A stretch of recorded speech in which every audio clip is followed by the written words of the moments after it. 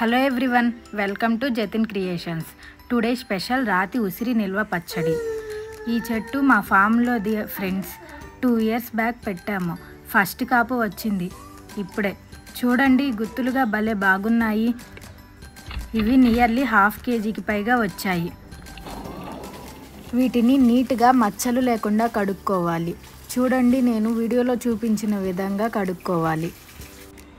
కడుక్కున్న వాటిని తీసుకొని శుభ్రమైన పొడి క్లాత్తో ఉసిరికాయల్ని నీట్గా శుభ్రంగా వాటర్ లేకుండా తుడుచుకోవాలి.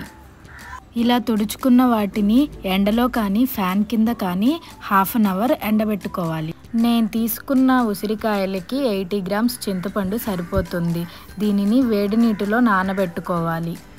వీడియోలో చూపించిన విధంగా ఫిల్టర్ చేసుకొని బబుల్స్ వచ్చేంత వరకు ఉడకబెట్టుకోవాలి. డ్రై అయిన ఉసిరికాయలకి ఘాటులు పెట్టుకోవాలి.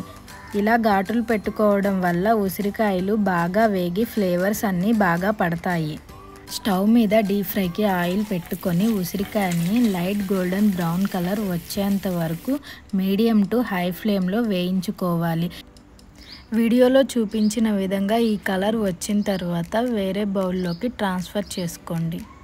నేను ఇదే ఆయిల్లో 2 tablespoons పచ్చిశనగపప్పు, 1 tablespoon మినపప్పు, 2 tablespoons జీలకర్ర, 1 tablespoon ఆవాలు, 5 ఎండుమిర్చి, కొంచెం కరివేపాకు వేసుకొని తాలింపు రెడీ చేసుకున్నాను. ఒక బేషన్ తీసుకొని అందులో ముందుగా ఫ్రై చేసుకున్న ఉసిరికాయలు, చింతపండు గుజ్జు, 1 tablespoon పసుపు, 2 tablespoon మెంతి పొడి, 80 grams ఉప్పు, 80 grams పచ్చికారం వేసుకొని ఉసిరికాయలకి పట్టేలా కలుపుకోవాలి. తరువాత 100 grams వెల్లుల్లి పట్టు తీసుకొని వేసుకోవాలి.